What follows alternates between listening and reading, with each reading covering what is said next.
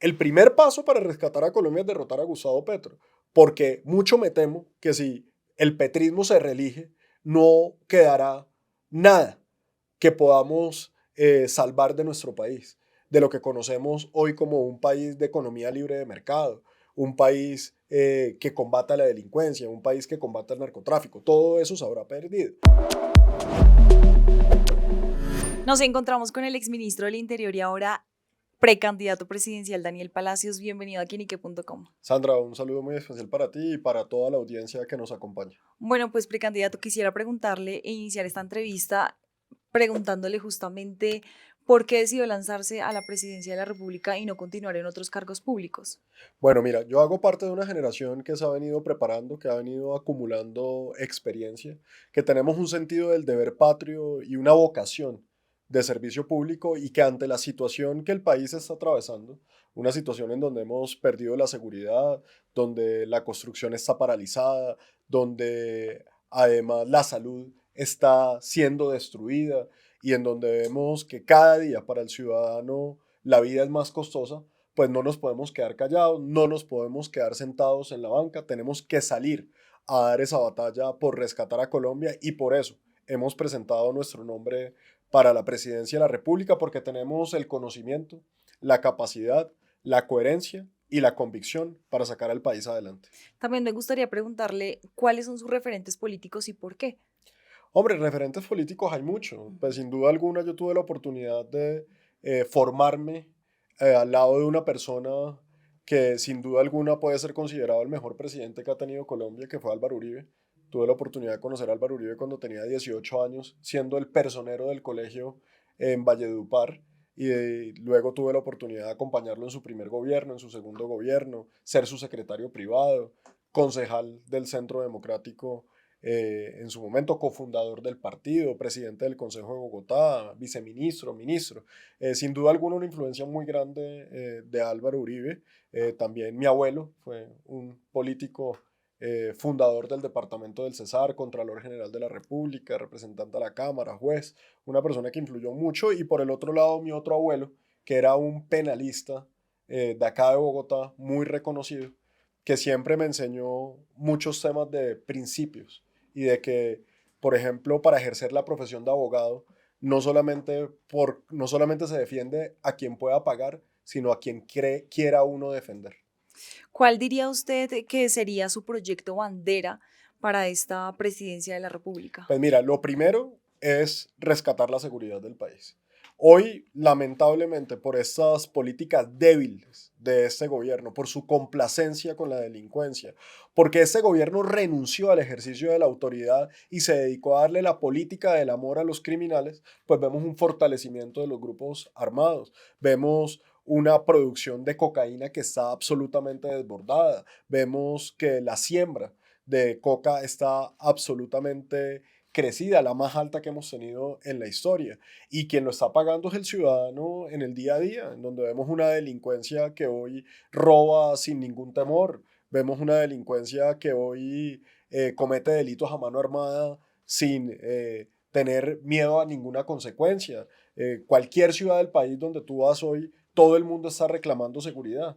Y por eso lo primero que nosotros tenemos que hacer es que como país tomemos una decisión. O vamos a seguir en un país que se dedica a consentir, a darle tratamiento preferencial y a justificar al delincuente, o en un país donde combatimos, enfrentamos y castigamos al delincuente y nos dedicamos a proteger al ciudadano honesto y trabajador. Esa es la bandera principal. La bandera principal es rescatar la seguridad para que el país pueda avanzar y podemos recuperar un rumbo, un sendero en donde al delincuente se le castigue y no se le premie. Ya hablamos un poco de sus propuestas, de cómo sería, digamos, ese manejo si llega a la Casa de Nariño, pero también me gustaría que habláramos del gobierno del presidente Gustavo Petro. Si usted ha ahondado un poco sobre y ha dado su opinión sobre el presidente, pero me gustaría saber si usted, en caso de ganar las elecciones, retomaría o más bien continuaría algún proyecto del presidente Gustavo Petro y a qué le diría definitivamente no. Mire, partamos de un punto. Todo lo que se haga bien hay que continuarlo.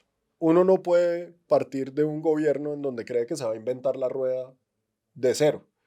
porque hay cosas que funcionan, hay cosas que avanzan en el Estado. Gracias a Dios no todo lo ha podido destruir Gustavo Petro, pero está bastante cerquita de hacerlo. Entonces, aquí más allá de ponerme en la discusión de qué de lo que está haciendo bien continuaría, te voy a decir es lo que no continuaría. Porque lo que no continuaría le está haciendo un daño infinito al país. Esa política del amor al delincuente nos está acabando como sociedad, está dando mal ejemplo, está fortaleciendo a los grupos criminales. Por eso lo primero que vamos a acabar es esa ley de paz total, esa política de paz total que ha sido un fracaso total y que ha llevado a que los delincuentes estén más envalentonados que nunca. Eso no lo podemos seguir permitiendo. ¿Qué no podemos seguir permitiendo? La ideologización de la política internacional. Que aquí se maneje la política internacional de Colombia pensando en intereses ideológicos y populistas y no buscando el mayor beneficio de los ciudadanos. Decisiones como parar de exportar carbón a Israel le va a costar a La Guajira, a Magdalena y al Cesar 400 millones de dólares. Eso se llama decisiones estúpidas que afectan claramente a los niños y a las niñas de estos departamentos. Tomar decisiones como agarrarse con el presidente de Estados Unidos porque el presidente se cree el líder de la cosmovisión planetaria intergaláctica, pues nos lleva a que nos incrementen el 10% de aranceles. Y entonces eso a quién afecta? Al floricultor que lo hace que deje de ser competitivo. Eso a quién afecta? Al cafetero que lo pone en peores condiciones y en desventaja con el café de Brasil. Quiere decir, aquí hay muchas cosas que tenemos que acabar y otras que tenemos que rescatar. Por ejemplo, la política de vivienda. Ese gobierno acabó absolutamente mi casa ya. Hoy no existen subsidios para que los colombianos puedan acceder a vivienda bis. Eso tenemos que rescatarlo rápidamente, sacar más de 500.000 subsidios en un cuatrenio. Por ejemplo, aquí no vamos a seguir pagándole 1 billón de pesos a delincuentes para que dejen de delinquir. Ese billoncito de pesos vamos a llevarlo al joven honesto y trabajador para que pueda tener emprendimientos, para poder financiar su educación, para que puedan tener becas en programación, para que puedan acceder a escuelas de formación, a escuelas deportivas. En ese sentido son muchas cosas las que haríamos diferente, pero sobre todo te voy a decir lo primero que acabaríamos, la política del odio y de la división. Esa política de decir que el que no está con uno merece ser aniquilado, merece ser lapidado y puesto en la palestra pública, que el que piensa diferente se vuelve un esclavista, se vuelve un nazi, se vuelve un paramilitar o se vuelve un guerrillero. Yo creo que eso le está haciendo mucho daño a este país y por eso lo que aquí necesitamos es una política de sumar y no una política de dividir. Y por eso yo he dicho y lo vuelvo y lo repito, el que piensa diferente no puede ser el enemigo de Colombia. El único enemigo de Colombia debe ser los que están por fuera de la ley y ese es el gran propósito que nos debe unir como colombianos. Si bien ya nos explicó que acabaría con el proyecto de paz total del presidente Gustavo Petro, entonces, ¿cuál sería esa hoja de ruta con los grupos armados? ¿Cómo manejaría Ah, ese tema? no, es que eso es muy sencillo. Conmigo los delincuentes tienen tres opciones. O se someten, o se desmovilizan, o los capturamos o los neutralizamos. Eso es así de sencillo. Como cualquier otro ciudadano. Es que yo te hago una pregunta. ¿Quién le hace una mesa de negociación al que hace falsedad en documento público? ¿Quién le hace una mesa de negociación al que se roba un celular? ¿Quién le hace una mesa de negociación al que roba plata del erario público? Es que aquí no puede haber una ley que sea dura para unos y suave para otros. Entonces, ¿qué le ofrezco yo a los guerrilleros y a los miembros del Clan del Golfo y a las pandillas y a las organizaciones criminales que existen hoy? Hombre, que si no quieren que los capturemos y tengan que pagar unas penas severas y ejemplares en centros carcelarios que vamos a construir, que no van a estar en cascos urbanos, sino que van a estar en zonas rurales y que además van a ser autosostenibles porque vamos a poner a los prisioneros a que trabajen para generar el autosostenimiento a través de contratos con gobernaciones, con alcaldías y con el sector privado, pues, ¿qué pueden hacer? Someterse. Mire, Colombia hoy tiene la legislación penal para cualquiera que quiera colaborar con la justicia, para cualquiera que quiera ganarse a cargo, unas condiciones muy favorables. Ahí las tienen. El que quiera sapear a sus jefes, el que quiera llegar a ser un principio de oportunidad, a colaborar, a convertirse en informante, bienvenido, puede tener un tratamiento diferencial. Pero lo que nosotros no podemos seguir permitiendo, y no va a pasar en un gobierno de Daniel Palacio, es sentarnos a darles tratamiento especial, a darles privilegios, a darles camionetas de la UNP, a darles curules gratis, y mucho menos a darles libre tránsito por el territorio colombiano o a levantarle órdenes de captura. El mensaje es absolutamente claro. Ya disfrutaron todo lo que quisieron disfrutar con Gustavo Petro. Ya el mal mensaje que dejó Juan Manuel Santos de haber equiparado a los terroristas de la FARC con la fuerza pública también ya está. No vamos a permitir más mal ejemplo. Al delincuente hay que combatirlo y la ley tiene que ser dura con todo el que la viole, sin excepciones y justificaciones. Porque además te voy a decir una cosa, si de algo sirvió la elección de Gustavo Petro, tal vez tú me preguntabas ahorita qué hay positivo de Petro, te diría, lo más positivo que yo encuentro de que a Gustavo Petro lo hayan elegido es que se acabó ese cuentico romántico de que en Colombia existen unas guerrillas que son guerrillas porque no tienen acceso a la sociedad, porque no pueden participar en democracia en las elecciones, porque hay un Estado oligarca que no los permite que estén. Hombre, por Dios, el presidente de Colombia hoy es un ex guerrillero. Entonces, ¿qué justificación existe para que esas guerrillas narcotraficantes, narcoterroristas existan? Ninguna. Se les acabó la justificadera. Y voy a ser el primero. En mi primera intervención en Naciones Unidas, cuando sea presidente de Colombia, le voy a decir a la comunidad internacional de frente, esta vagabundería de andar justificando guerrillas colombianas como si fueran Robin Hoods modernos, como si fueran la representación de una parte de la población colombiana, se acaba. Porque si en Colombia tuvimos un exguerrillero que pudo ser presidente de Colombia, quiere decir que esto es una democracia amplia, en donde todos pueden participar, en donde todos pueden opinar y todos pueden ser elegidos. Entonces, no más el cuentico de guerrillas. Aquí lo que son unos sinvergüencias, unos vagabundos, unos terroristas a los que los vamos a enfrentar y los vamos a derrotar. Otro tema importante, precandidato, es el tema de las alianzas políticas. El precandidato David Luna también propuso hace muy poco tiempo una alianza para que la oposición tenga un único candidato. ¿Usted cómo ve esta propuesta? ¿Estaría dispuesto en algún momento a renunciar a su precandidatura para que sea alguien más el candidato de la oposición? Mira, lo primero que hay que decir es eso. Yo entiendo la ansiedad ciudadana. El país va muy mal. Y además ese gobierno le genera un estrés todos los días. Todos los días llega uno a la casa y es una noticia diferente, una locura diferente, un show diferente por parte de ese gobierno. Y eso nos quiere llevar a saber ya con quién es el que nos va a ayudar a rescatar a Colombia. Pero los tiempos políticos no cambian. Las elecciones son en marzo, en mayo y en junio.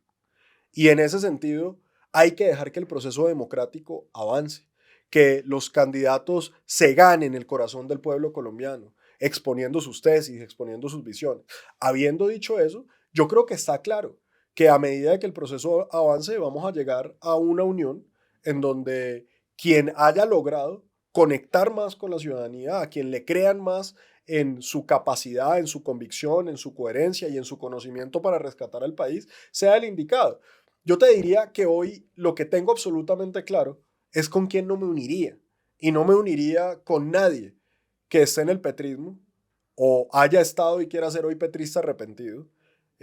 Quienes pongan en riesgo nuestra democracia, quienes pongan en riesgo la libertad de prensa, quienes ataquen al empresariado y a la empresa privada en Colombia, quienes pretendan seguir en esa posición de darle política del amor al delincuente y con quienes estén por fuera de la ley. Ahí no hay ninguna posibilidad de diálogo.